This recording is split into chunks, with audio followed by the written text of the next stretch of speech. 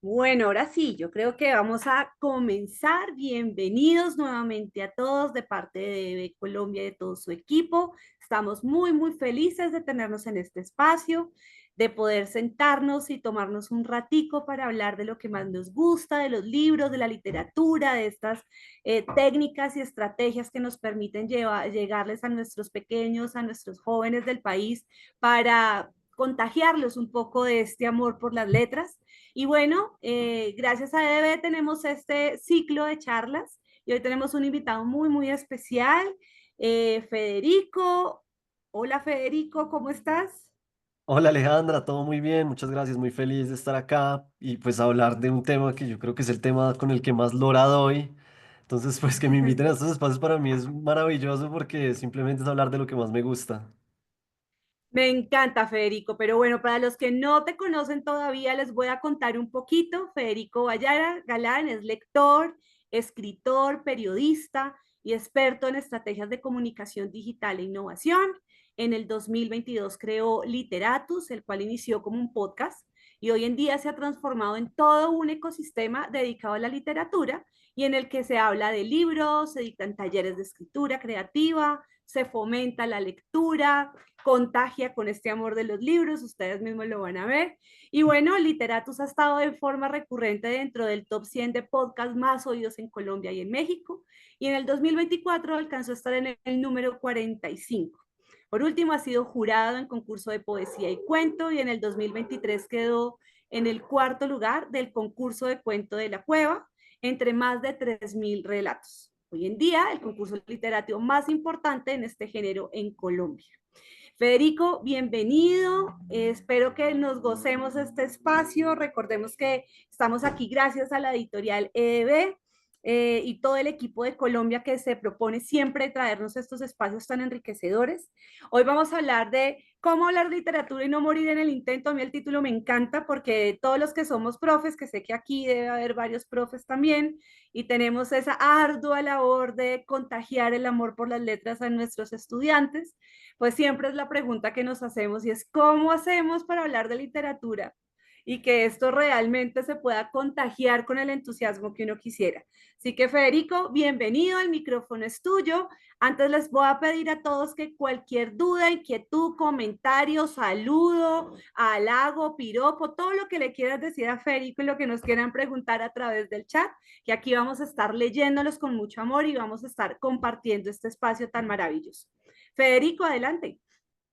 Bueno, Alejandra, muchísimas gracias. Mi invitación también un poco para todas las personas que están conectadas es esa, que a medida que vayamos avanzando en esta charla que les traigo hoy, pues la idea es que ustedes también vayan comentando y digan cosas y vamos charlando también para que sea un poco más una conversación y no simplemente yo acá atrás contándoles historias, que es un poco también mi intención hoy, porque además de la literatura, lo que me gusta siempre es contar historias y por eso creé Literatus.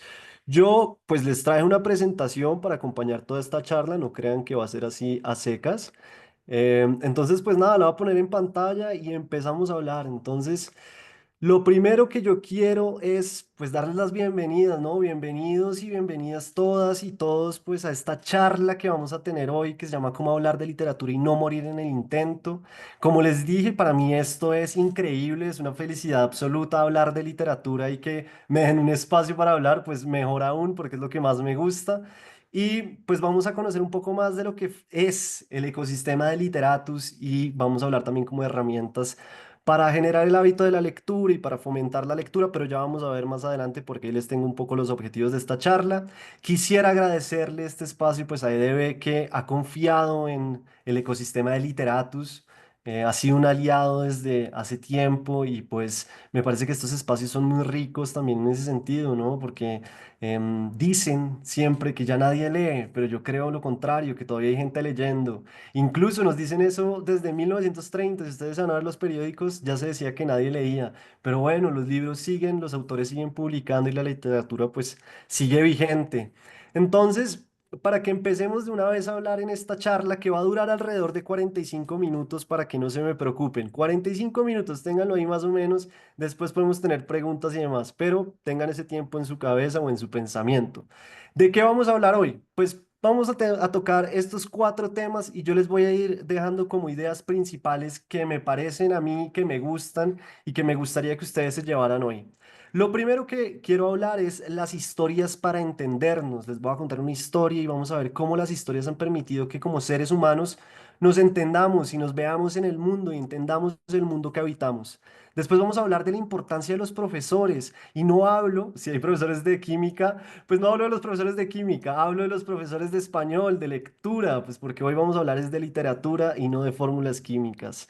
Y después vamos a hablar de literatos y su ecosistema. Les voy a contar un poco mi historia, cómo fue que creé ese proyecto, este ecosistema que al principio la gente me decía que si yo estaba loco, pero pues efectivamente no estaba loco, solo tenía una pasión muy específica. Y finalmente nos vamos a adentrar en las estrategias para generar el hábito de lectura, que muchas veces la gente es como, yo quiero leer, pero es que no lo logro, no sé cómo. Entonces, pues yo tengo algunas estrategias que de pronto pueden funcionarles, yo estoy seguro que les pueden funcionar y que van a ser parte de esta charla. Entonces, dicho esto, yo quiero abrir este espacio haciéndoles una pregunta, a ver si conocen a este señor. ¿Saben quién es este señor de la foto? Que parece ahí como medio pícaro. ¿Saben quién es? Por ahí por los comentarios, alguien se atreve, no se aleja si tú estás viendo los comentarios. Acá estoy pendiente a ver quién sabe quién es este personaje. Stefano dice Piglia. Exactamente, este señor es Sí. Ricardo Piglia, el escritor argentino, que en realidad Ricardo Piglia es un caso curioso, es más conocido por sus teorías alrededor de la creación literaria que por sus mismos cuentos y novelas. ¿Por qué? Porque es que Piglia fue muy importante porque él creó una cosa que se llama las tesis del cuento. Y en esas tesis del cuento, él dice algo que a mí me parece muy bonito y que me parece muy bello y lo aplico en muchas cosas de mi vida, y es que un cuento siempre cuenta dos historias. Y yo quiero que se guarden eso, que se guarden esta frase, que un cuento siempre cuenta dos historias, porque es un poco como comprar algo y ganarse dos cosas en vez de una sola. Y eso es lo que busca un poco el género del cuento y lo que buscamos muchas veces en la narrativa y en la literatura. Pero hoy, además de eso, yo quiero proponerles y ver al final ustedes qué opinan, si les cuento más de una historia a través de esta charla, si les cuento varias, porque para mí la literatura es eso, es un sinfín de puertas que se van abriendo y que nos van llevando de un lugar para otro.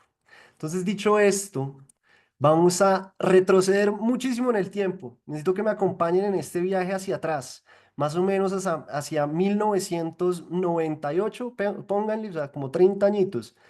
Y ustedes dirán, ¿este tipo por qué está poniendo esa foto? Bueno, esta foto es muy importante porque acá está mi familia, pero no es porque les venga a contar las historias de cada uno de mi familia, no, no, no, sino porque acá sucede una historia muy importante dentro de mi vida y que me va a acercar a la literatura. Pero entonces, para que vean, este de acá era mi papá, es mi papá, esta es mi mamá, este es mi hermano del medio, esta es mi hermana mayor y este por acá soy yo, que pues estoy bastante pues pequeño, joven, ¿no? Niño. Y lo que me gusta de esta imagen, más allá de que está mi familia, es que estamos en un lugar muy específico que pues marcó un hito dentro de la historia de mi familia, de la familia Baraya Galán. Y es que acá era la finca de mis papás. La mitología dice, es un cuento que ellos echan, que ellos construyeron supuestamente esa casa con sus manos. Vaya uno a saber si es cierto. Lo que sí es cierto es que nosotros todos los fines de semana nos íbamos para esa finca y mis hermanos ya odiaban ir a la finca, no querían ir nunca. Pero yo pues era muy pequeño, entonces ni me daba cuenta y yo iba para donde me llevaran. Esa finca se llamaba Villa Paula. Paula porque mi hermana mayor se llama María Paula y Villa pues porque era una finca. Y esta era la entrada a la finca, véanla. Era una entrada muy bonita. Detrás de esta foto había como una verja de hierro, una entrada muy pesada que solo podía abrir como el encargado de la finca. Y acá en este kiosco era donde los adultos se sentaban como a compartir, a departir y a pasar las horas.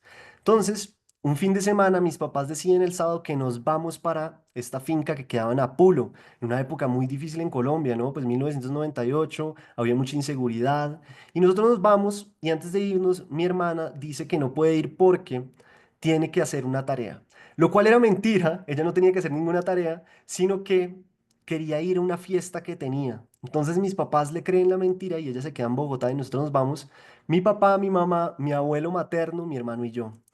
Y entonces nosotros llegamos, desempacamos todo ese sábado al mediodía y con mi hermano nos metemos a la casa, mi hermano se pone a jugar Nintendo y yo me pongo a armar un Lego que tenía en ese momento. Como a los 20 minutos oímos como un estruendo muy poderoso. Cuando miramos, venía un camión lleno de guerrilleros subiendo por la entrada. Y la siguiente imagen que yo tengo es que entraron dos hombres a la casa totalmente armados con metralletas, destruyeron la casa, me pisotearon el Lego, mejor dicho, me lo volvieron nada y empezaron a desarmar toda la casa porque estaban buscando a mi hermana. Imagínense, mi hermana tenía más o menos 14 años y se la querían llevar. Desarmaron toda la casa, no la encontraron y después salieron a este kiosco donde estaban mis papás y mi abuelo. Y estos señores empezaron a preguntar, ¿quién es Carlos Baraya? ¿Quién es Carlos Baraya? Entonces mi papá no respondía, pues porque estaba muy nervioso, estaban pasando muchas cosas. Y en un momento le preguntaron a mi abuelo, ¿es usted Carlos Baraya? Entonces ahí mi mamá se metió y dijo, no, no, él no es Carlos Baraya. Y entonces mi papá dijo, yo soy Carlos Baraya, ¿qué es lo que pasa? ¿Por qué no se sientan, hablamos, compartimos un trago y vemos qué podemos hacer? Y los señores le dijeron, no, pues obviamente ellos no querían sentarse ni nada por el estilo. Se montaron en la camioneta y se fueron mis papás con los guerrilleros. Yo tengo muy pocas memorias de esa época porque yo era muy pequeño, pero sí recuerdo una cosa muy específica y es estar acaparado viendo hacia el infinito con mi abuelo y con mi hermano, que ellos sí entendían qué sucedía, yo no entendía, pero sabiendo que algo muy malo había pasado. Y tengo esta imagen como de que había chulos volando encima de nosotros y yo no sabía muy bien qué había sucedido. El caso es que como a las 2 horas mi papá vuelve, nos montamos en la camioneta, nos empezamos a volver a Bogotá sin mi mamá y mi papá en el carro y en el trayecto solo decía, se la llevaron, se la llevaron. ¿Qué hubo? ¿Qué más? ¿Cómo están? Yo soy Federico Araya Galán y como les digo, hoy vamos a hablar de cómo hablar de literatura y no morir en el intento. Yo sé que los dejé a medio camino con la historia, no se me preocupen que la historia va a tener una solución y la vamos a conocer y la vamos a hablar, pero me parece interesante abrir con esa historia porque esa historia va a ser muy importante a través de mi acercamiento a la literatura. Y este es el primer mensaje importante que yo quiero dejarles de esta historia o de esta presentación o de esta charla. Y es que las historias nos ayudan a entender el mundo. Siempre a través de la historia, así es que hemos entendido el mundo.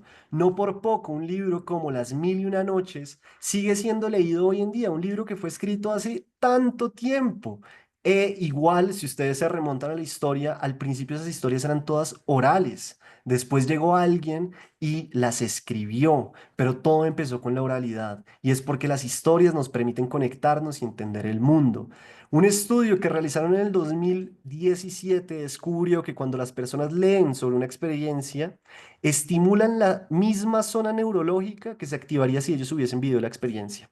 Y eso un poco era lo que yo buscaba con mi historia de ahorita.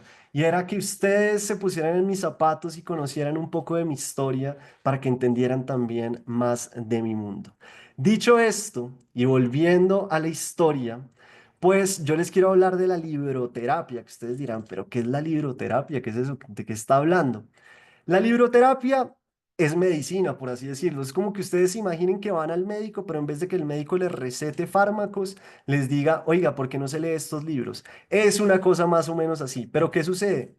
La libroterapia existe más o menos desde la Grecia antigua, imagínense eso. Así como tenían este lugar que tenía esa insignia que decía, conócete a ti mismo, tenían otro en el que buscaban que las personas enriquecieran su espíritu a través de la lectura. Y en el 2011, más o menos, un par de personajes en Inglaterra se dieron cuenta de que podían, a través de los libros, ayudar a las personas a transitar por ciertos momentos específicos de la vida. Y lo que ellos dicen es que la lectura es un método terapéutico para entender la vida, buscar sentido en la existencia y encontrar caminos en momentos difíciles. No sé si tengo una pregunta o un comentario, Aleja. Sí, están diciendo, Vicky pregunta que si la historia es cierta.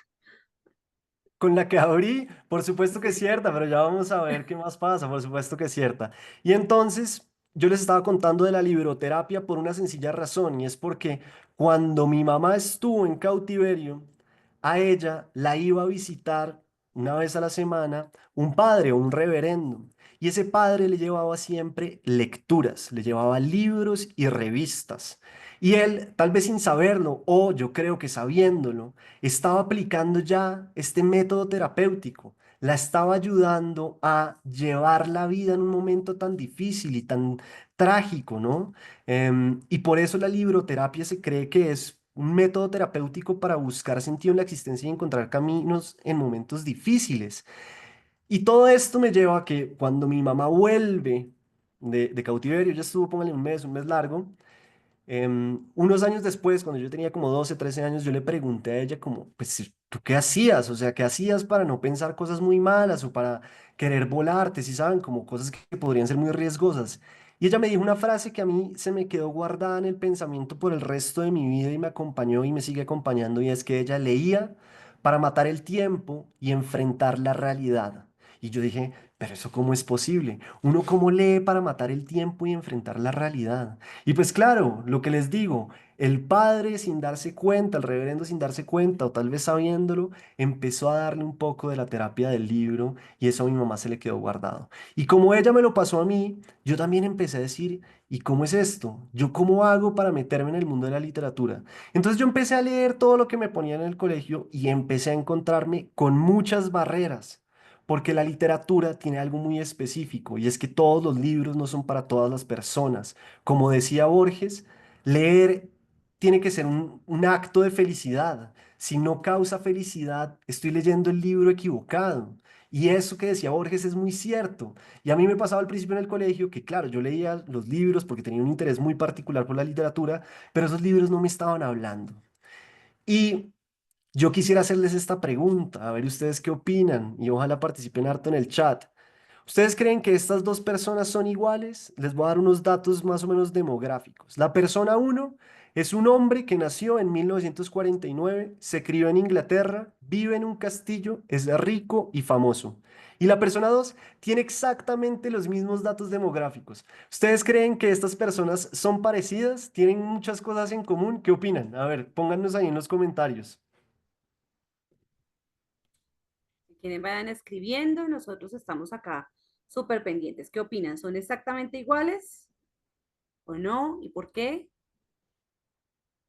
Sí, claro, dice Santiago. A ver, ¿quién más? No son no iguales, dice María Obdulia. No, la segunda es subyugada, dice Adripao. Diría que son parecidos por su contexto. No lo creo, dice Vicky. Similares, dice Zaira. No, porque las experiencias que vivieron los dos pueden ser diferentes, dice Ok, Samsung. listo. Parecidos pero no iguales, no son iguales. Y yo estoy de acuerdo, no son iguales. Perfecto. Para todas las personas que dijeron que no eran iguales, pues efectivamente no son iguales, porque estos datos demográficos que yo les acabo de dar son de estos dos personajes. El de la izquierda es nada más ni nada menos que Ozzy Osbourne y el de la derecha es el rey Carlos. O sea, ¿qué pueden tener de parecido estos dos personajes? Absolutamente nada. El de la izquierda es nada más ni nada menos que el rey del metal, que es como el género musical más pesado que pueda haber, y el de la derecha es el rey de Inglaterra. O sea, por compartir datos demográficos, las personas no tienen por qué parecerse y muchas veces lo que nos sucede cuando tratamos de recomendar libros o de mostrarle el mundo de la literatura a la gente es que pensamos que porque comparten algunos datos demográficos o porque se ven medianamente parecidos, seguramente el libro les va a funcionar de la misma manera. Y eso es un error muy grande y eso fue lo que me pasó a mí en el colegio y eso es lo que busca también la terapia del libro y eso fue también lo que me enseñó mi mamá y lo que le enseñaron a ella, y es que los libros nos tienen que hablar y nos tienen que tocar de una forma específica. Y un libro que me gusta a mí, no necesariamente le gusta a Alejandra. O al revés, eso siempre pasa. Además, hay que pensar una cosa que a mí me parece muy bella de la literatura, y es que la literatura es un espejo de la humanidad. Cuando nosotros hablamos, por ejemplo, de decir cualquier ejemplo, ¿no? De Ulises en la Odisea. Él está devolviéndose a Ícata, ¿no? Porque quiere volver a, sí, ahí quiere volver a ver a su esposa. Y entonces él hace todo este viaje y va y pasa por muchas cosas. Pues uno ahí que encuentra también de la existencia propia, que esa es la vida. Nosotros todo el tiempo estamos enfrentándonos a barreras, a cosas que suceden para llegar a algún lugar. Y eso es lo que nos habla en realidad la Odisea. La Odisea nos habla de nosotros como seres humanos, por eso nosotros también somos Ulises, por eso nosotros también somos Hamlet. Pero hay que encontrar esos libros y hay que encontrar libros que nos hablen. Y esa es la segunda cosa que yo les quiero dejar en esta charla y es, los libros no le hablan de la misma forma a todas las personas. Hay un libro para cada persona, pero hay muchos factores que afectan la experiencia, desde lo que se está viviendo hasta la etapa de la vida en la que estamos. Yo no soy el mismo lector que fui hace 15 años. Los libros que me gustaban hace 15 años seguramente hoy en día ya no me gustan tanto, aunque tengo casos que sí, pero uno cambia mucho y también los libros van cambiando con uno. Por eso es tan importante empezar a encontrar esas lecturas que a uno le gusten. Nada más aburrido que leer cosas pues obligado. Y todo esto me trae a un momento específico en mi vida. Y fue cuando una profesora se dio cuenta de mi interés hacia la literatura. Y por eso los profesores son tan importantes. Porque esa profesora fue la que logró abrirme las puertas de la literatura finalmente. Ella, viendo que yo tenía un interés y que me leía los libros y que igual decía que no me gustaban del todo por X, Y, Z motivo, un día me dijo, bueno, pues usted ya está leyendo los libros del colegio, que son el currículum básico. ¿Qué pasa si ahora empieza a leer por su lado otros libros que yo le voy a ir recomendando? Entonces ella me funcionó de alguna manera, me gusta verlo así, como una librera o como una puerta, un canal hacia otro tipo de lecturas.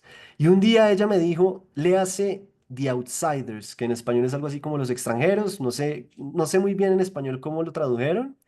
Creo que no es así, pero este es un libro que en su momento yo era adolescente, tenía 14 años. Un día me acostaba, al siguiente día me levantaba y tenía el brazo más largo que el otro, tenía una pierna más grande que la otra, la nariz me había crecido, yo no entendía el mundo, no me entendía a mí mismo, estaba desesperado y me dieron a leer este libro.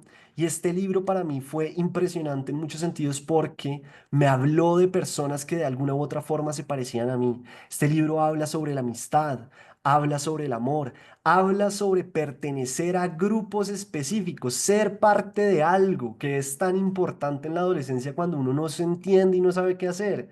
Y yo leí ese libro y yo dije, esto no puede ser posible, o sea, hay gente que hace esto, hay gente que escribe sobre estos temas. ¿Esto cómo se hace? ¿Y qué más hay para leer de esto? Hoy en día, pues los extranjeros, pues le tengo todavía mucho cariño porque es un libro, pues, de mi momento específico en el inicio. Pero pues hoy en día no es un libro que yo quiera leerme todos los años ni nada por el estilo, por eso les digo que uno también cambia. Y después de eso, mi profesora, después de otras lecturas, me puso a leer La ciudad y los perros de Mario Vargas Llosa, que es un libro grande, que es un libro gordo, que la gente le tiene miedo, pero que para mí fue un libro que simplemente me voló el pensamiento. Yo dije, esto... O sea, este señor, ¿cómo hizo para escribir ese libro? Además lo escribió a los 24 años. A los 24 años él ya hizo un libro que, mejor dicho, marcó toda una generación de escritores. Y yo me sentía parte del libro. Yo nunca he ido a Perú, nunca he ido a Lima, pero yo me sentía caminando por Perú, yo me sentía caminando por Lima. Y eso es lo que deben hacer los libros con las personas, conectarnos, tocarnos, mostrarnos cosas. Hoy en día, por ejemplo, yo soy de esas personas que no pelea con lo que la gente lee. A mí no me interesa que lean los clásicos, por ponerles un ejemplo, ¿no? Eso a mí no me tiene sin cuidado. A mí lo que me interesa es que la gente lea. Eso es lo único que me interesa. Sea el periódico, sean novelas, sea thriller policíaco, sea fantasía, me encanta, todo válido. Y un ejemplo de eso es, mis amigos y mi novio no son personas que lean mucho. Pero sobre todo mi novio, pues no es que lea específicamente mucho. Y ella, hace poco, conoció una autora norteamericana que se llama Colleen Hoover. Colleen Hoover es como el fenómeno editorial hoy en día en Estados Unidos y en el mundo. Además porque ella empezó publicándose pues de autopublicación en Amazon, ¿no? Y empezó a vender mucho y la gente la leía mucho y pues la cogieron grandes editoriales y demás. Hace poco salió una película, creo. Y mi novia, que no lee mucho, empezó a leerse esas novelas, mejor dicho, como si no hubiera un mañana, y se leyó toda la obra de Colleen Hoover. Y así lentamente también empezó a buscar más libros. Y eso es lo que pasa. Una vez uno genera un tipo de hábito de lectura, empieza a tocar otras puertas, pero hay que empezar por algo que a uno le guste. A mis amigos les gusta el fútbol, por ejemplo. Entonces yo siempre les digo, oigan, pues lean novelas de fútbol, hay muchas y muy buenas. Y lo hacen y les gusta. Y así es que deberíamos empezar a leer, no tanto como hay que leer el clásico. ¿Por qué hay que leer el clásico? Porque nos dicen más adelante seguramente, como uno ya genera ese hábito, va a ir a buscar el clásico. Aleja, creo que tengo algunos comentarios. Sí, estaban diciendo que uno lee de distinta manera, que se tradujo como Rebeldes de Outsiders, que se vio la película Romper el Círculo, que es espectacular, de la autora que estabas mencionando. Claro, esa es la película, exacto. Entonces mi novia sí fue que empezó a leer y no fue con Hamlet o no fue con Edipo Rey, no, ella empezó a leer a su manera y eso es lo que a mí me interesa y eso es lo que siempre me ha interesado también fomentar en las personas, que lean, no importa qué, pero vamos a leer. Y aquí entonces voy a hacer un nuevo salto porque es muy importante en esta historia y es la pandemia. Todos vivimos esa época que fue tan extraña y tan difícil, ¿no? Como que uno, ¿qué está sucediendo? O sea, ¿qué estamos viviendo? Dios mío. Y yo pongo esta imagen, a mí me gusta mucho la revista New Yorker, pues porque es muy importante dentro del mundo de la literatura y porque ha publicado gente muy importante y porque le apuesta mucho a la cultura, ¿no? Un dato curioso de la New Yorker que me parece muy bacano es que ellos rechazan un cuento de García Márquez muy famoso y como a los 3 meses García Márquez se gana el Nobel de Literatura y la New Yorker debía estar básicamente mordiéndose los dedos. Pero bueno, más allá de eso, como ustedes pueden ver en esta revista, vean, está esta persona que trabaja como en el mundo de la salud, teniendo una videollamada con su familia, con su esposo, con sus hijos, porque así era ese momento, ¿no? Todo era a través de la tecnología. Y en ese momento tan extraño en mi vida y en la vida de todos, como que yo dije, tengo que refugiarme en algo porque no me hallo de nuevo. Y la forma de refugiarme fue a través de la literatura. Pero ¿cómo a través de la literatura? Lo primero que hice, y no les digo mentiras, es tomar todos los talleres habidos y por haber que ustedes se puedan imaginar. Lo que se me cruzaba, yo me metía al taller a ver qué era. Sobre todo porque yo quería aprender a escribir mejor. Yo quería entender cuáles eran las técnicas narrativas que existían, cómo se escribía. O escribir bien es muy difícil. Y una vez uno aprende eso, las lecturas se vuelven muy distintas porque uno empieza a leer con nociones de escritor. Y leer con esas nociones hace que cuando uno termina de leer cualquier cosa, uno dice, no, este personaje es un bárbaro, ¿cómo hizo esas cosas? O sea, ¿qué es esta belleza de artefacto perfecto que logró construir? Y entonces yo hice eso y después dije, necesito leer más también en esta pandemia porque necesito refugiarme aún más. Pero yo quería crear como un hábito muy claro y empecé entonces con cosas básicas que es horarios y objetivos claros de lectura. Y eso me ha acompañado todo este tiempo desde ese entonces y es vital para tener un hábito de lectura. Cuando uno tiene unos horarios claros y unos objetivos de lectura, todo cambia. Por ejemplo, yo ahorita me estoy leyendo Los Hermanos Karamazov. Que vean esto, es gigante. Cualquiera diría, no, pero usted, ¿qué le pasa? Está loco, ¿porque está leyendo eso tan grande?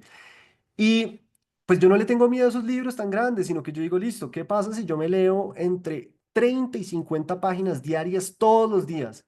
¿En cuánto tiempo me lo acabo? Entonces hice el cálculo y dije más o menos un mes y medio. Pues no está nada mal, leámoslo. Yo ya lo había leído, lo estoy releyendo, lo estoy revisitando y pues obviamente es una cosa increíble, nos habla de la vida, el ser humano, filosofía, religión, es increíble este libro, pero me ha servido y me sirve siempre tener esos horarios claros, leer 1 hora diaria, por ejemplo. Yo me puedo dar ese lujo, yo sé que todo el mundo no se puede dar ese lujo porque no hay concentración y muchas otras cosas, pero lo importante es leer todos los días, que es este segundo punto. Cuando uno aprende a leer todos los días, empieza de alguna forma a formatear el cerebro, porque el cerebro Federico, empieza, Alejandra. no, te iba a decir que acabas de decir algo maravilloso y es el tema de releer y volver a visitar los libros. Y tiene que ver precisamente con un comentario que nos ponen aquí y es que los libros nos permiten ser, ay, espérame que se me pone acá, un protagonista de diferentes historias. Nos dicen también que hasta el día de hoy leo fantasía juvenil, que fue con lo que se le enganchó a la lectura, que en la libertad de los gustos literarios está el respeto que le transmitimos a nuestros estudiantes y eso es súper importante para los que tenemos esta ardua labor y es un poco ese respetar los gustos ajenos y no interesa el qué, pero hay que leer. Y por acá nos dicen que escribir es terapéutico, Claro. que tienen metas, pero que los horarios... Y ya, entonces, chévere lo que nos estás diciendo, ese tema de relectura, de ponernos horarios, de volverlo un hábito, yo creo mucho en los rituales, yo creo que leer también es un ritual, entonces esos elementos que acompañan el proceso de lectura, quizás en el mismo lugar, tomando la misma bebida, los mismos olores, eso hace que uno se meta en un estado distinto y acceda a la lectura de manera diferente. Claro, yo conocí una persona que me decía que no podía leer hasta que había arreglado la casa.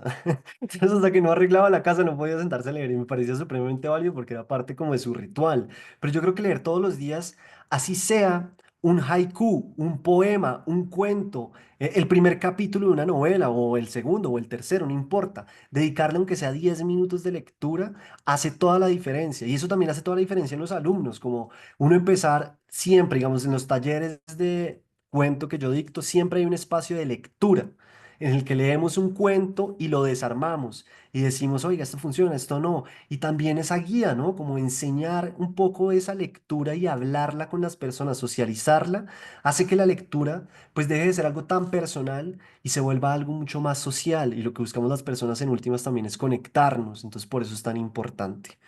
Y el Ahí último que yo aprovecho y te les... hago una pregunta antes de que pases del tema, y es, por acá alguien nos estaba diciendo, y es que la cotidianidad de la vida quita tiempo de lectura, tristemente, pero sí se puede y es disciplina. Yo te iba a preguntar un poco eso, ¿cómo? Porque quizás en pandemia todos tuvimos el tiempo y a los que nos gustó el espacio de estar en casa, disfrutamos un montón esos espacios de lectura. Pero yo veo con mis estudiantes, que como te comenté, para los que no me conocen, yo soy profesora universitaria, mis chicos no están asociados con programas académicos relacionados con las humanidades o las ciencias sociales, en donde escribir y leer es cotidiano, ¿no? Acá estamos hablando de ingenieros de químicos farmacéuticos. Y uno de los problemas que yo veo es competir a la tecnología. Entonces, todo el tiempo tenemos el celular, siempre decimos no hay tiempo, pero yo les hago el ejercicio de, bueno, ¿cuánto llevan hoy en su celular? Y encontramos que ahí son las 7, 8 de la mañana y ya llevan 2, 3 horas en el celular. Entonces uno siempre dice, no tengo tiempo, pero le tenemos tiempo a otras cosas. Tenemos tiempo para series, tenemos tiempo para el celular, tiempo para otras cosas, pero como que la lectura se ha ido quedando en algunas generaciones, no digo que en todas, porque también yo sí creo que también existen muy buenos lectores, incluso en la gente joven, pero sí es cierto que estamos compitiendo con más distractores de lo que quizás competíamos hace algún tiempo. ¿Cómo ves tú ese espacio con la tecnología? No, es totalmente cierto. O sea, hoy en día es que no solo es, o sea, son los videojuegos, son las series, es el celular, son muchísimas cosas las que hay de por medio. Por eso yo también soy tan partidario de reunirse a leer, ¿no? Y lo que digo en los talleres siempre es, vamos a leer un cuento todos y lo vamos a hablar todos acá. Y así ese sábado que nos vimos, todos se leyeron el cuento y todos lo oyeron y todos hablaron del cuento y se llevaron algo. Y así lentamente como que les va gustando. Yo creo que lo otro que es muy importante en este caso específico que me estás diciendo es buscar y encontrar lecturas que les toquen el alma, que les toquen los huesos, porque es que, claro, si yo no leo nunca y me traen, por ejemplo, a leer de nuevo un clásico, perdón con los clásicos, yo los amo, pero es el ejemplo más fácil, pues seguramente voy a tener una lucha contra ellos y voy a decir es que leer no me gusta. Pero de nuevo, el problema está en que toca saber escoger muy bien las lecturas y a mí me gusta mucho acompañar las lecturas con la gente, para que la gente también vea qué hay detrás de eso que escribieron. Si a mí me ponen a leer o en el colegio me ponían a leer esos poemas dificilísimos como el mío Cid, por ejemplo, pues yo decía, Dios mío, no entendí absolutamente nada, aunque había algo ahí medio fascinante también en no entender. Pero cuando yo tenía profesores que se sentaban en la sesión y decían, vamos a coger este poema y lo vamos a ir hablando y desarmando, pues la experiencia es totalmente distinta porque tengo una persona que me está ayudando a entender, a entrar en ese texto que muchas veces puede ser difícil y que es algo que también traigo en esta charla. Pero entonces, como para ir redondeando este pedazo, lo último que hice en esa pandemia fue escribir sobre mí mismo, pues o sea, y escribir aplicando las lecturas, porque eso cambia mucho también la perspectiva de cómo estoy leyendo y qué estoy leyendo y qué me gusta de la literatura. Y en esas, por ejemplo, escribir sobre uno mismo, yo escribí en una novela muy corta que publiqué como por capítulos en una red social, la historia de mi mamá. Y fue muy impresionante ver la gente escribiéndome como que se sentían, sí, ligados a la historia o que se sentían identificados.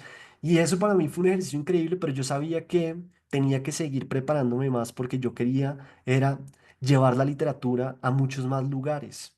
Y esto, ay, perdón, y esto me trae al tercer punto de esta charla, que es mucho más sencillo leer algo que me gusta, que ya lo hemos venido hablando, no me voy a detener demasiado en esto, pero lo que les digo, es necesario entender qué mueve a los lectores o a nosotros mismos. Es el deporte, son los libros con historias de vida, es la fantasía que ahorita mencionaban. La fantasía es increíble lo que logra en la gente, porque la fantasía genera mucha comunidad.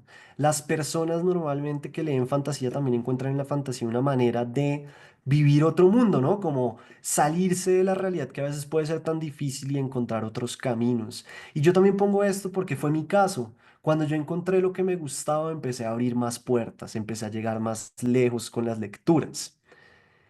Y bueno, ustedes dirán, pero este tipo no ha hablado nada de literatos. Entonces, pues yo ya ahora sí vengo a hablarles un poco más de literatos. Y les traigo de nuevo una imagen del New Yorker. Esta es una caricatura. A mí las caricaturas me parecen que son fantásticas y que son muy difíciles de hacer, pero hay gente muy buena. Y son estos dos personajes, ¿no? Que están como en una barra tomándose una cerveza y uno le dice al otro que tiene dudas de que un libro para niños sobre la cerveza se venda muy bien. Evidentemente no se va a vender muy bien, pero más allá de ese chiste malo, yo les pongo esta imagen para contarles un poco cómo nació Literatus. Yo siempre había querido hablar de literatura y yo los viernes me iba a tomar siempre cerveza con mi novia. Nos tomábamos una cerveza y hablábamos de la vida, como del trabajo de ella, de mi trabajo, de lo que estábamos haciendo, de lo que estábamos viendo, en fin. Y yo aprovechaba también y le contaba sobre lo que estaba leyendo, sobre los cuentos que estaba leyendo. Y yo le escribía los cuentos, yo le decía, y pasó esto y pasó lo otro, y ella, no, no puede ser posible.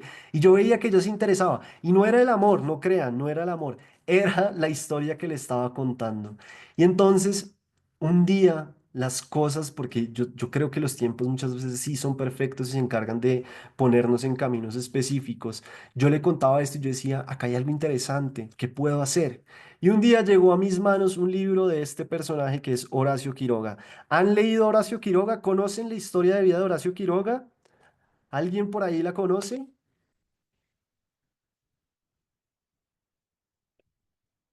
¿No la conocen? Claro que sí. Sí, acá están diciendo que por supuesto que tremendo cuentista, que sí. Entonces, claro, lo que dicen es muy cierto. Horacio Quiroga es un tremendo cuentista y es un personaje muy importante en el género del cuento, sobre todo en América Latina, porque él aprendió mucho de Edgar Allan Poe, que en su momento cambió y rompió un poco la estructura del cuento del clásico al moderno, que es más o menos el que estamos acostumbrados a leer hoy en día. Y Horacio Quiroga bebió mucho de eso para traerlo pues a sus historias. Pero ¿qué me pasó a mí con Horacio Quiroga? Que me llegó a las manos un libro en el que contaban su historia de vida. Y la historia de vida de Horacio Quiroga es simplemente terrorífica. O sea, es increíble. Yo no lo podía creer cuando lo leía, pero está llena de cosas siniestras. Para los que no saben, les cuento una historia así muy corta. Horacio Quiroga tenía un mejor amigo y ese mejor amigo un día publicó un libro y entonces un crítico literario dijo que el libro era malísimo, que no servía para nada. Entonces un día ese amigo se encontró al crítico literario en un bar y el amigo, pues era la época, ¿no? 1905 retó al crítico literario a un duelo a muerte. Imagínense eso tan extraño, tan curioso. El caso es que quedaron en verse y el día que era el duelo a muerte, el amigo llamó a Horacio Quiroga y le dijo, oiga, por favor venga y ayúdeme a prepararme para el duelo. Horacio Quiroga se va a ayudar al amigo a prepararlo para el duelo y el amigo le entrega la pistola y le dice, por favor revise que esté funcionando. Horacio Quiroga activa sin culpa el gatillo y asesina a su mejor amigo. Esa es una de las miles de historias que tiene Horacio Quiroga, porque es que su vida fue realmente trágica, pero él todo eso lo llevó a la literatura. Y para mí fue impresionante en ese momento esa historia. Yo dije, acá hay algo muy bacano. ¿Qué pasa si yo para hablar de literatura creo un podcast en el que primero hablo de la vida de los autores y después leo un cuento? Así hago que las personas se lleven el chisme, que a quien no le gusta el chisme, y también se lleven la obra del autor. Y así empecé Literatus con el primer capítulo que es de Horacio Quiroga. Y esta es la cuarta o el cuarto punto que yo les quiero dejar, y es detrás de cada libro está la historia de un autor. Y así como nos emocionamos cuando vimos historias de alguien que conocemos, conocer la vida de los autores sirve para acercar la lectura a los lectores. Porque cuando yo ya sé más o menos quién era este personaje, cuando yo ya sé quién era Horacio Quiroga, eso me llama mucho más la atención sobre su obra, que simplemente si yo vengo acá y les digo, Horacio Quiroga fue un escritor y cuentista uruguayo argentino. Pues puede ser cualquier cosa, pero cuando yo empiezo a engancharnos con estas historias y conocemos la vida detrás de lo que hay de esto, es mucho más increíble. Y así empezó Literatos, con esta idea y esta premisa básica. Voy a hablar de la vida de los escritores y escritoras y voy a leer cuentos en voz alta. Así la gente me diga que estoy loco. Mi hermano me acuerdo que me dijo, ¿un podcast de cuentos? ¿Pero usted qué le pasa? Eso no lo va a oír nadie, a nadie le interesa eso. Y yo tengo un pensamiento muy claro en la vida, y es que todo en esta vida es un experimento, absolutamente todo. Entonces tenemos que lanzarnos a probar las cosas, a ver qué pasa. Y cuando yo hice ese primer capítulo de Horacio Quiroga, pues el programa de edición con el que yo trabajaba me regaló la música. Y si ustedes van a oír ese primer episodio de Horacio Quiroga, van a darse cuenta que la música es verdaderamente horrible, horrorosa. Yo la odié desde el primer minuto, pero no tenía nada más que hacer. Pero en el segundo, en el tercer capítulo, creo, yo dije, no, oigan, yo no puedo seguir con esta música.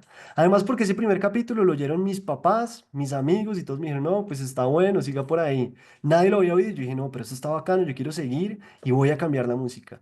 Y en esas vi que mi papá tenía una organeta como de juguete. No, no les digo mentiras, de juguete. Y yo dije, ¿qué pasa si me invento una canción ahí? Yo no tengo ni idea de música, yo no sé ni cantar, se los juro, yo a duras penas afino. Y pues ahí empecé a darle y sonó algo que me pareció interesante, lo grabé y se volvió la música oficial de Literatus. Y la gente empezó a escribirme, oye, ¿usted de dónde sacó esa canción? ¿La compró? ¿Quién se la compuso? Y yo les decía, no, pues que nadie me compuso eso porque Literatus es muy hecho en casa, a mí me gusta que sea como hecho en casa. Y la gente empezó a oír mucho más el podcast, como que empezaron a llegar porque alguien se lo recomendó, otra persona se lo recomendó y empecé a crecer. Y yo siempre había visto en los programas de radio y en los podcasts que había como sponsors, ¿no? Patrocinadores.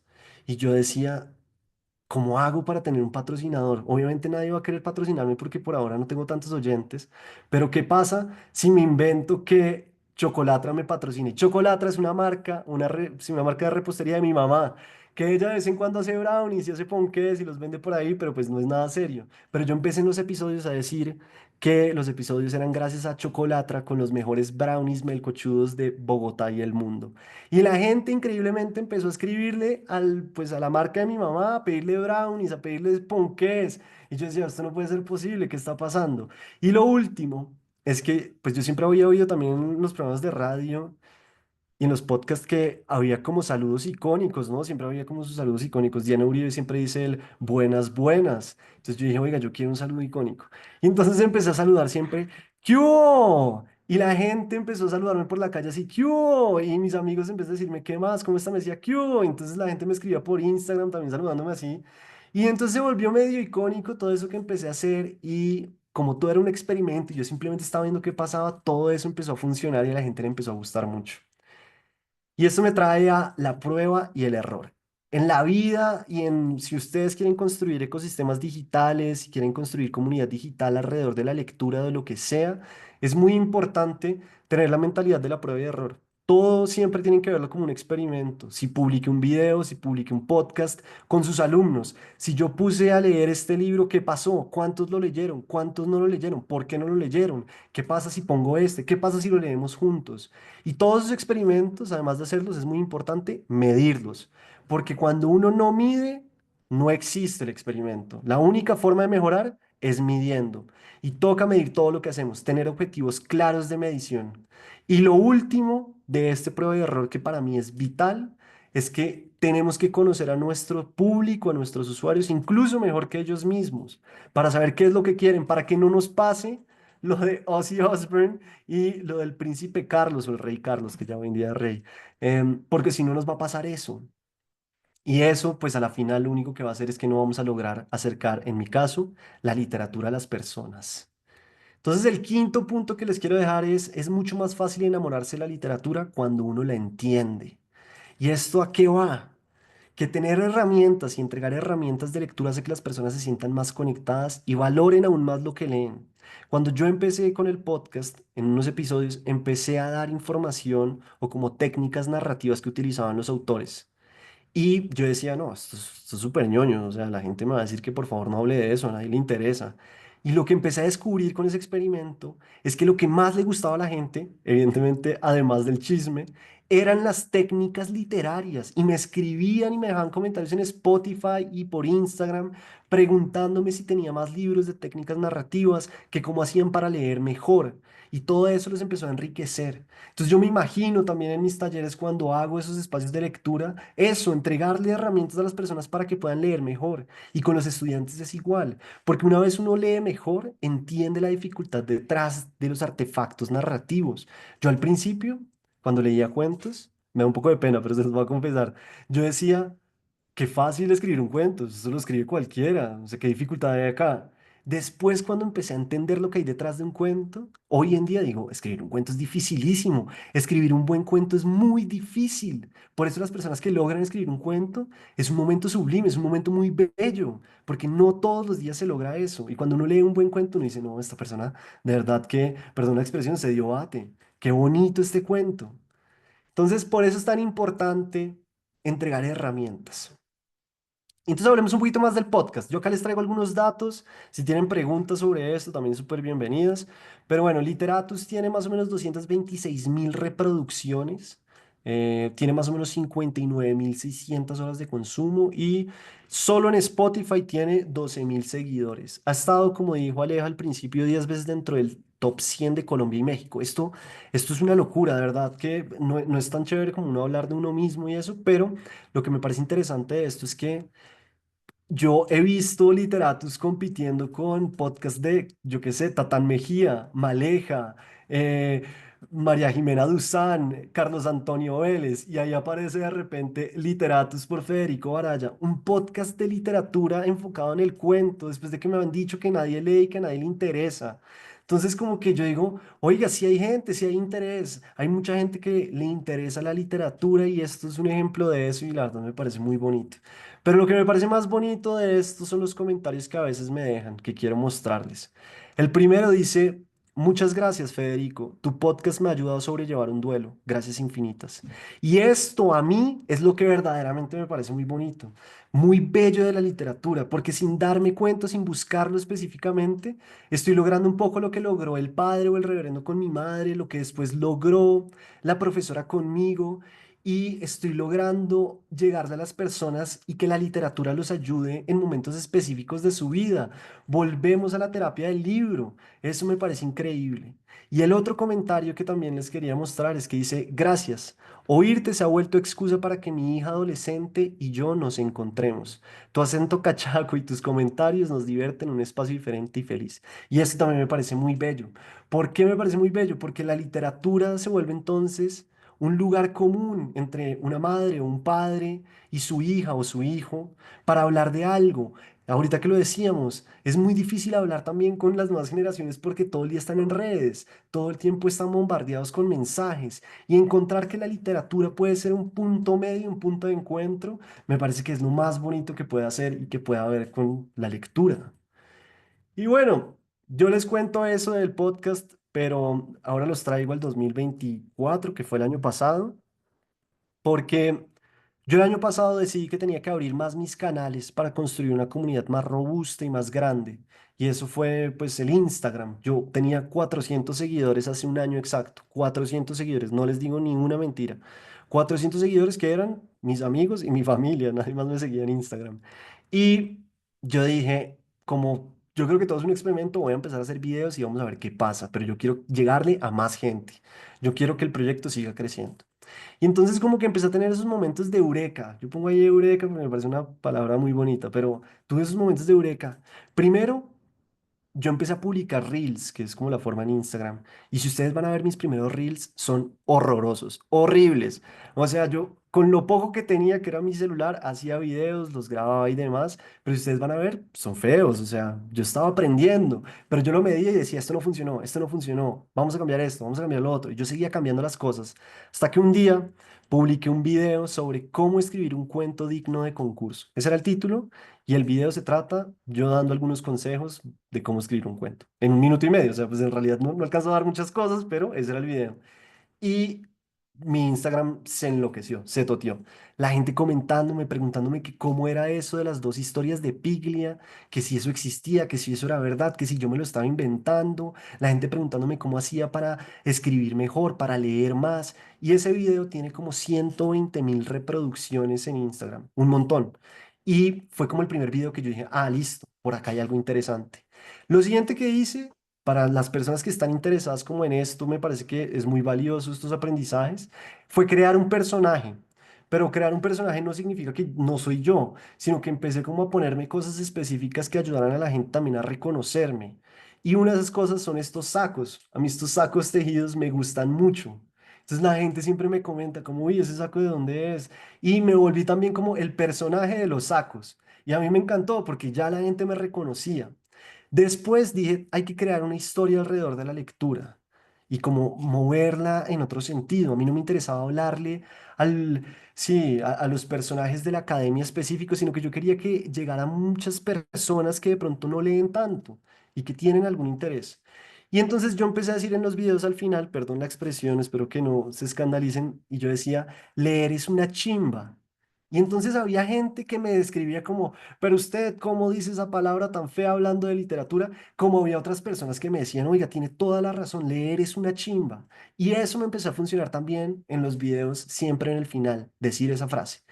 Y eso me trae al último punto que es, pues yo decía eso también porque yo quería acercar la lectura a gente común y corriente. Yo no, o sea, yo no le hablo, perdón la persona, pero yo no le hablo a Carolina Sanín. Yo le quiero hablar es a personas que tienen intereses en la lectura específicos o no específicos. Y la gente me escribía diciéndome, oiga, recomiéndeme libros. Oiga, me leí ese que usted recomendó y estuvo increíble. Tiene más por el estilo. Y así empezó a crecer también mi comunidad en Instagram. Y esto me trae el sexto punto, que es un punto que me parece muy bonito. Aleja, no sé si tengas algo antes. Sí, te iba a decir que por acá te están diciendo que no te vayas a ir sin acabar la historia de Villa Paula, que ese que hubo me encanta, que qué buena historia. Bueno, y por aquí hay un profe que nos dice que en mi experiencia como educadora he aprendido que la clave para fomentar la lectura no está solo en los textos que elegimos, sino en el cómo los presentamos. Saber transmitir la pasión por las historias es fundamental.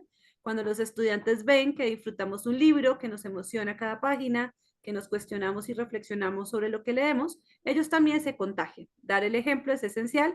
Leer con ellos, compartir nuestras impresiones y hacerlo de la lectura un acto vivo y dialogado transforma su relación con los libros. No se trata solo de enseñar literatura, sino de ayudarles a descubrir el placer de leer. Absolutamente de acuerdo con ese comentario. Me parece que es un comentario totalmente al punto.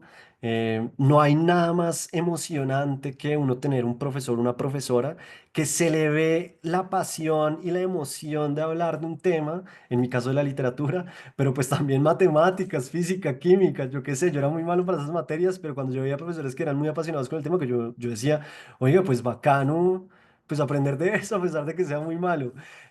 Pero entonces... Esto me trae al sexto punto, que es un punto que me parece interesante, ¿no? Y es los beneficios de leer. O sea, cualquiera diría, ¿qué beneficio va a tener leer? Ninguno, pero no, en realidad sí hay muchos beneficios de leer. El primero es que reduce el estrés. Eso me parece increíble y esto es todo basado en estudios. ¿Por qué leer puede reducir el estrés? Yo creo que en primera instancia porque leer es un tipo también de meditación, ¿no? Es ponerse en un estado específico a conversar con un texto, enfrentarse a él, alejarse de los estímulos, sí, inmediatos, del WhatsApp, del Instagram, de la televisión. Es entrar en un estado específico. Y eso ayuda a que el estrés también baje, porque uno se sale un poco de la realidad del día a día y del corre, corre que todos vivimos. Lo segundo, ¿cómo no? Mejora la memoria. ¿Cómo no va a mejorar la memoria leer, meterse en todas estas historias? Yo tengo un problema que he venido pues luchando también y es que a mí me cuesta mucho los nombres de los protagonistas y de los personajes, sobre todo rusos. Dios mío, yo sufro muchísimo, entonces yo digo, no, me toca escribir los nombres y tenerlos anotados para repasarlos, y eso también me ayuda, como volver a leer esos nombres y decir, ah, claro, ese es el nombre, pero es que esos nombres son muy complejos. El tercero, que me parece muy importante a través de la vida, pero sobre todo en la adolescencia, es que leer desarrolla el pensamiento crítico. Y eso me parece que es vital en la adolescencia, uno entender primero quién es uno, obvio, pero también cuáles son sus posiciones frente al mundo. El mundo está lleno de pensamientos y de vertientes, hay de todo, y el desarrollo crítico del pensamiento crítico es muy importante en ese sentido. ¿Qué es lo que a mí me gusta, lo que me mueve y con lo que me paro? El mundo no es blanco y negro, y la lectura, al mostrarnos todos estos mundos y pensamientos, nos ayuda a eso, a desarrollar nuestro propio gusto también, a saber qué es bueno y qué es malo según nosotros, no importa, pero eso lo hace la lectura también. Y el último es que estimula la creatividad. Yo no creo que la creatividad sea un don divino, como nos dicen a veces, para nada. Yo creo que la creatividad es un músculo, es un estado en el que uno puede entrar y salir. Pero sobre todo la creatividad tiene una cosa muy importante y es que la creatividad parte de los referentes. ¿Qué referentes tengo yo? ¿De dónde tengo para agarrarme? Si ustedes leen, o si leemos, por ejemplo, García Márquez no fue que se inventó todo de la nada en su literatura. Él tuvo un gran referente que fue Faulkner, y Faulkner fue el que le dio a él la idea, por ejemplo, de crear Macondo, porque Faulkner creó antes un pueblo que no voy a pronunciar, siempre lo digo porque es imposible de pronunciar, pero él lo crea primero y después García Márquez dice, yo puedo hacer eso, y después Onetti, el uruguayo, dice, yo también, y creó Santa María. Y así es que funcionan los referentes y la creatividad. Eso de que simplemente aparecieron las musas y ya, a veces puede suceder, pero hay que tener también un bagaje y la lectura es eso, llenarnos de referentes.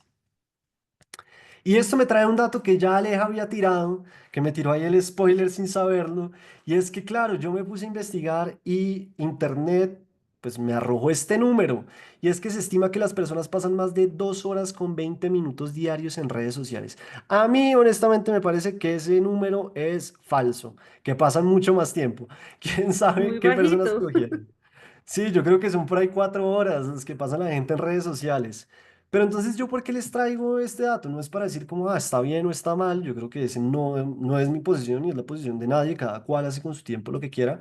Pero lo que yo sí pienso es que uno puede empezar a robarle ese tiempo de redes sociales 10, 15 minutos para leer. Y esa es la invitación que yo siempre le hago a la gente. Y es, bueno, si le gusta tanto las redes sociales, ¿por qué no lee también a través de ellas? Lea el New Yorker, por ejemplo. Puede ser una manera. Lea crónicas que son tan bonitas que publican en los medios de comunicación. No siempre los colombianos, pero pues hay que buscar buenas crónicas y perfiles. O simplemente diga, estos 15 minutos me voy a sentar a leer lo que sea que no sea con el celular. Y robémosle un poco de tiempo a las redes sociales. Eso se puede lograr, y yo siempre lo he pensado, desde el mismo salón, ¿no? Como enseñarles a simplemente vamos a hacer 10 minutos de lectura y vamos a ver qué pasa. Y pues me trae el séptimo punto, que es que la lectura es un hábito, que ya lo he venido hablando. Pero es que si uno, o sea, la lectura no es como que la gente a veces me escribe, yo quiero leer más. Y yo les pregunto, ¿pero qué está haciendo para leer más? No, pues me compré todos estos libros. Pero ¿y esos libros por qué los compró? No, pues porque me los recomendaron en la librería. Ok, pero ¿usted conoce más o menos esto? No, pues yo creo que me va a gustar. ¿Ya empezó? No, no he empezado. Claro, el problema es ese, porque si usted no genera un hábito, todos esos libros los va a tener ahí apilados durante años y nunca los va a leer. Porque leer también requiere esfuerzo y eso es muy importante. Cuando uno ve televisión, pues uno puede apagar el cerebro. Hay cosas que no, obviamente, hay programas muy buenos que lo retan también a uno, pero normalmente la televisión lo invita a uno también a apagar el cerebro. Es un poco lo que hizo Ray Bradbury en Fahrenheit 451, ¿no? Y es, él dice, vamos a vivir conectados a una pantalla. Esa pantalla hoy en día es el televisor, todo el día viendo televisión. Como decía este filósofo argentino, apague el televisor, abras un libro. Pero más allá de eso, sí, la lectura requiere de esfuerzos. Virginia Woolf decía que leer es ponerse en sintonía con lo que otra persona construyó. Y pues imagínense lo difícil que es ponerse en sintonía con alguien más en un texto. Eso no es fácil. Hay que entrarle también a los libros con eso, con la intención de quiero entenderlo, quiero leerlo y disfrutarlo. Pero para eso hay que crear el hábito. Y como ya lo hemos hablado, el hábito se construye con tiempos, leyendo todos los días, teniendo rituales y demás. Y esto me trae ya como a los últimos temas, les prometo, de la charla. Espero que todavía estén esperando el fin de Villa Paula. Espero que la hayan pasado tan bien como yo. Pero esta es una frase que es un poco romántica, pero a mí me gusta mucho y es: las buenas historias siempre encuentran su público.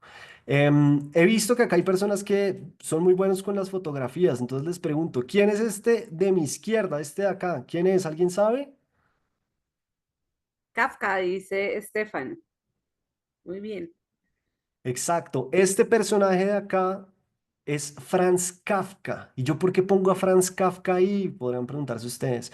Porque Franz Kafka, antes de morirse, le pidió a su mejor amigo Max Brod que quemara toda su obra. Le dijo: yo me voy a morir dentro de poco y quiero que usted queme todos los manuscritos que yo tengo en mi casa. No deje nada.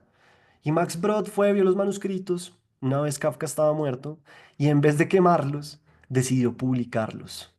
¿Por qué Franz Kafka no quería que se publicaran? Por muchas razones: por pudor, porque no le gustaba lo suficiente lo que había escrito, por los temas, muchas razones. Él escribió, escondió muchos de sus temas a través de la literatura, pero él escribía mucho sobre su familia, su relación con el mundo y con su padre. Y pues imagínense donde Max Brod hubiera quemado su obra. Nos hubiéramos quedado sin la metamorfosis o la transformación, como dicen que se llama ahora. Y lo más increíble de la transformación o de la metamorfosis es que lo anecdótico es que Gregorio Samsa se convirtió en un bicho. Eso es lo anecdótico. Lo importante de ese libro está en que está la angustia del personaje porque la sociedad, la opresión de tener un trabajo, de ser alguien en la vida, de ser productivo, de la forma en que lo miraban pues en su familia. Ser un bicho a la final simplemente es un artilugio muy bien construido por Kafka, pero su historia es mucho más profunda y nos habla sobre los humanos. Por eso todos somos Gregorio Samsa de muchas formas.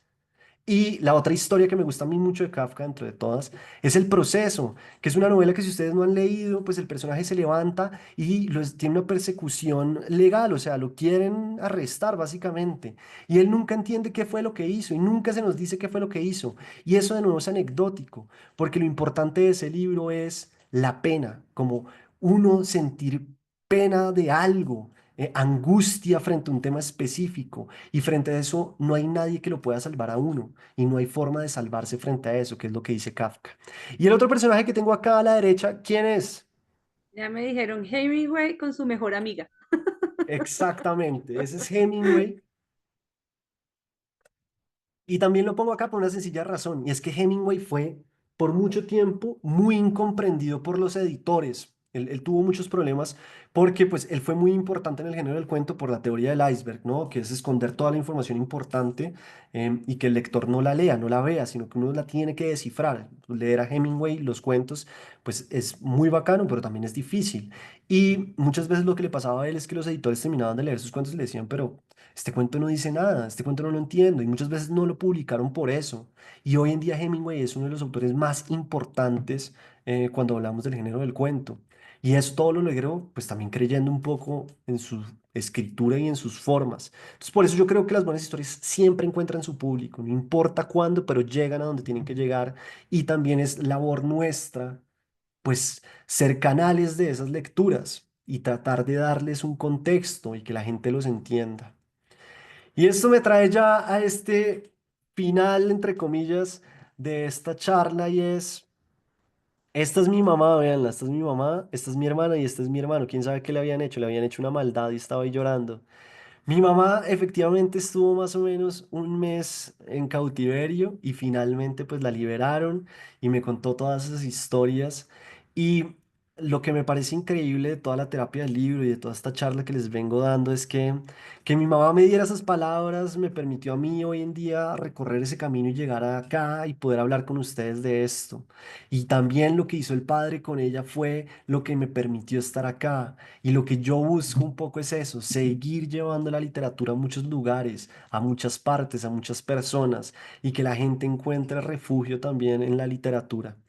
Y entonces es un poco la historia de Villa Paula para que no se queden ahí colgados, pero sí, mi mamá finalmente fue liberada.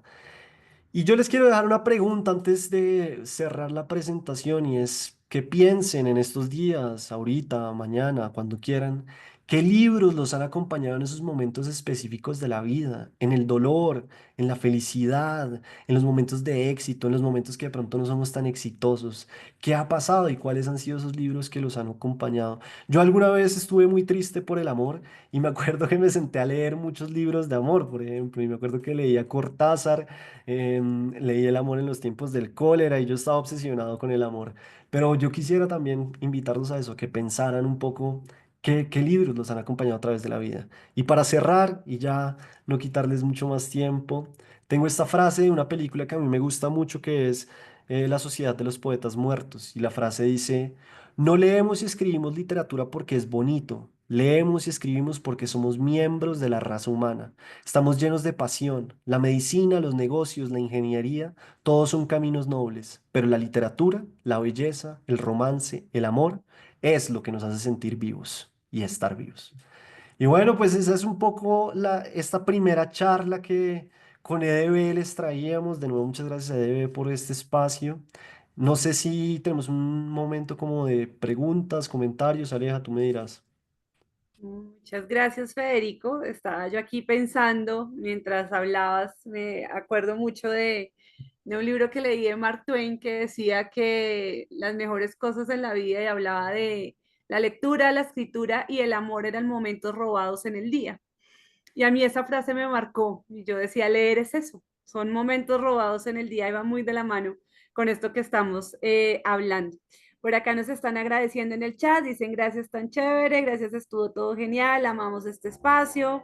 Dicen gracias, mil espectacular la charla, gracias a EDB. Por acá Jonah nos dice que leer Muerte en la tarde de Hemingway fue triste pero encantador. Luz de agosto de William Faulkner y Sin Destino, no sé pronunciar ese apellido, Kerstes. Qué chimbas literatus. Gracias, qué buena charla. Muchas gracias a Federico. Ay, y EDB por el espacio. Matriculado para la siguiente. Muchas gracias, excelente. Pues Pero bueno, no sé por ahí si alguien tiene una pregunta o quiere, sí, ahondar en cualquier cosa. Por ahí no tengan pena, no tengan miedo y láncese como les dije. a hacer la pregunta. sí. A ver si alguien nos quiere comentar, preguntar. Nos están diciendo leer a Gabo es recordar con nostalgia a mi mamá. Y bueno, mientras se animan a preguntarnos cosas, a comentar con Federico también esas lecturas que les han marcado su vida, yo les recuerdo que este espacio es promovido, patrocinado por EDB Colombia y que es el primero de tres charlas muy, muy interesantes que vamos a tener. Recordemos que la próxima semana tendremos de Edgar Allan Poe a la Revolución Femenina, un recorrido fascinante por la historia del cuento y los autores que han marcado este género. Esto es el próximo miércoles 26 de febrero a las 6 de la tarde por este mismo canal. Y cómo contar un cuento, consejos prácticos para crear historias inolvidables y personajes memorables. Eso lo vamos a tener el miércoles 5 de marzo de 2025 a las 6 de la tarde. Todos están supremamente invitados. Claramente, si nos quieres volver a dejar por aquí tus redes sociales para que te sigan, para que puedan escuchar a Literatus, sería muy interesante acá a través del chat. Y bueno, darte Listo. las gracias por este espacio tan bonito. Acá tenemos una pregunta. ¿Debemos permitir Tenemos una más el... arriba que yo vi, perdón, te interrumpo, espérame, perdóname. ya voy a lavar Que los es un platos, un ejemplo corto de ejemplo. las dos historias en el Así, cuento, por favor. Pues no te voy a dar un perfecto. ejemplo, pero sí te voy a explicar más o menos cómo es, porque es que me gusta mucho esta pregunta, porque el género del cuento es como lo que más me apasiona. Normalmente lo que propone Piglia es que los cuentos cuentan dos historias, una historia que va por arriba y una historia que va por abajo. La historia que va por arriba normalmente es la que leemos así de pasada, entonces digamos que la historia se trata sobre un partido de fútbol. Entonces la historia es eso, el partido de fútbol, esa es la historia uno.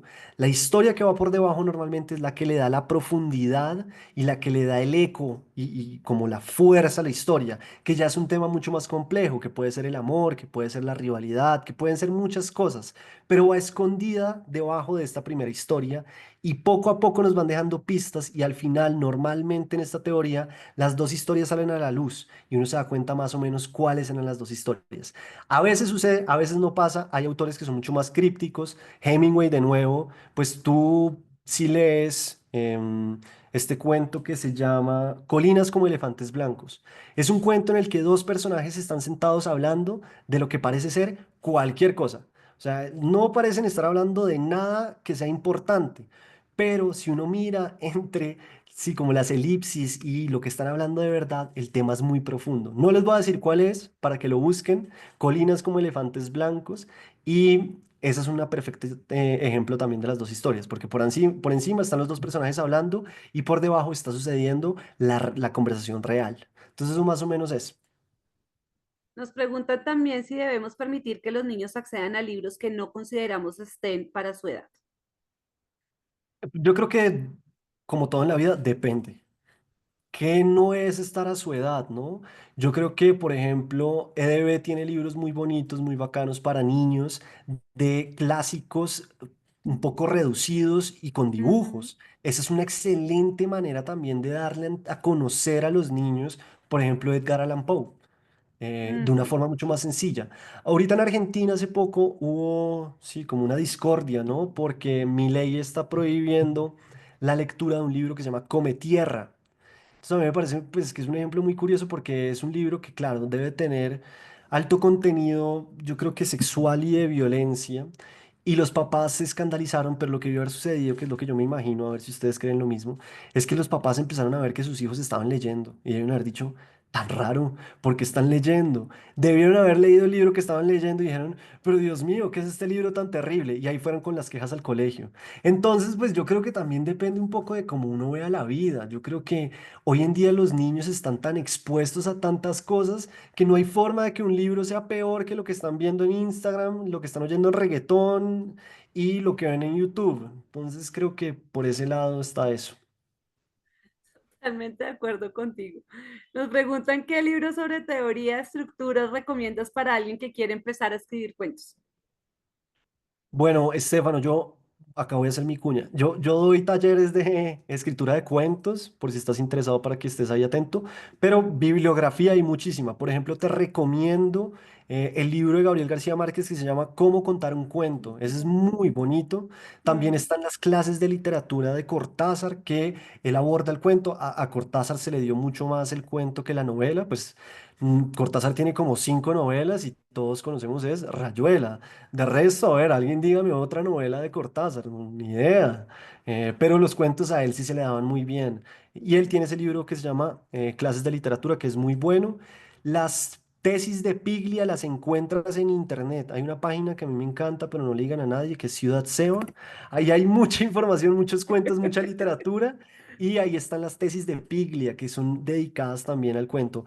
Y creo que Julio Ramón Ribeiro, el escritor peruano, tiene también como el decálogo del cuentista y también da unos consejos que están buenos. Mis redes, creo que acá preguntan. No, pues en Instagram sí. simplemente me encuentran como federico.baraya, acá se los dejo. Escríbeles en el chat, por favor. Federico.baraya. Y en Spotify, que es donde tengo el podcast, también lo tengo en YouTube, o sea, lo pueden ver en YouTube, en Spotify o en Apple Podcast. Lo encuentran como Literatus, ahí ya les sale de una. Te preguntan qué cuentistas colombianos contemporáneos te gusta leer y si llevas algún proyecto literario referente al cuento. Me gustan muchos cuentistas colombianos hoy en día. Creo que Argentina, Colombia y México le meten muy duro al cuento y eso me parece que es muy bonito y pues no es tan fácil.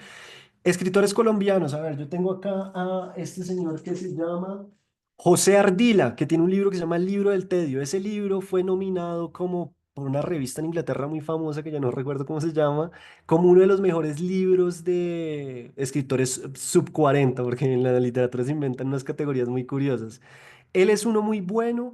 Hace poco estuve charlando en Literatus con un personaje que se llama Felipe Mestre, Felipe Núñez Mestre. Él se ganó el premio Casa de las Américas, que es un premio dificilísimo de ganarse, o sea, es para gente de verdad muy, muy buena.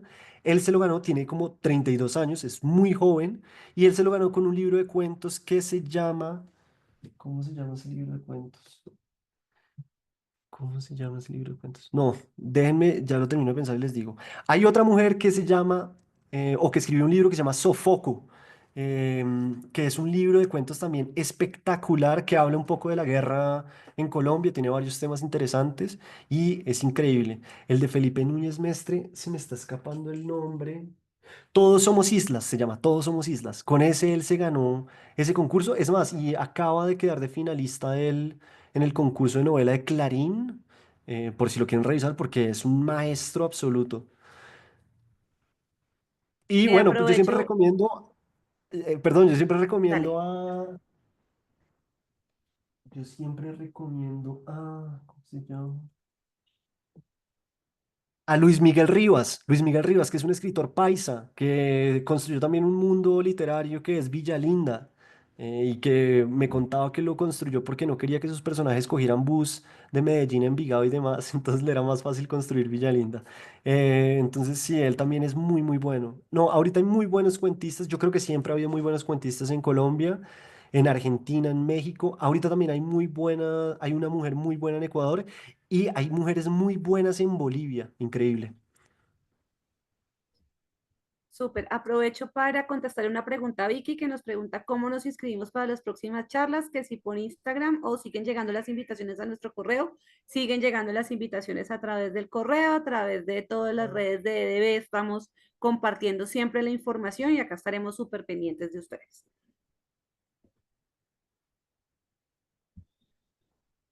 Freddy, ya que te veo por aquí, yo aprovecho para agradecerte este espacio y agradecerle a Federico también. Esos 45 minutos se nos alargaron un tris, pero cuando uno está emocionado hablando de lo que le gusta, pues el tiempo se pasa a toda. Entonces, bueno, por aquí, ¿qué más dicen? Se puede compartir enlaces, sí, Sofocos de Laura Ortiz. ¿Dónde recomiendas publicar nuestros cuentos o alguna red donde podamos encontrar personas que compartan nuestra pasión? Con esa cerramos. Depende de lo que quieras. Em, yo creo que los profesores de escritura creativa de las universidades te dirían que no los publicaras en ninguna parte, como en ninguna red social ni en internet, porque normalmente lo que pasa es que cuando uno publica un cuento en internet, lo quema. O sea, ya en concursos, las editoriales y demás, no van a estar tan interesados en el cuento o en el relato porque ya no es inédito. Entonces, si tú quieres como buscar una forma de que el cuento llegue a un libro, una publicación y demás, lo mejor es no publicarlo en internet. Si tú quieres es conectar con personas, pues yo creo que hay sí, un medio de comunicación, un lugar de blogs que se llama Medium, como Medium, y ahí tú puedes montar un blog y simplemente empezar a subir tus cuentos y que la gente los lea. Y aprovecho para contarles que esta charla va a quedar grabada y va a quedar arriba en YouTube para que la puedan volver a ver y difundir en sus colegios, en sus instituciones, con sus amigos, para que puedan difundir todas estas herramientas que Federico nos ha compartido.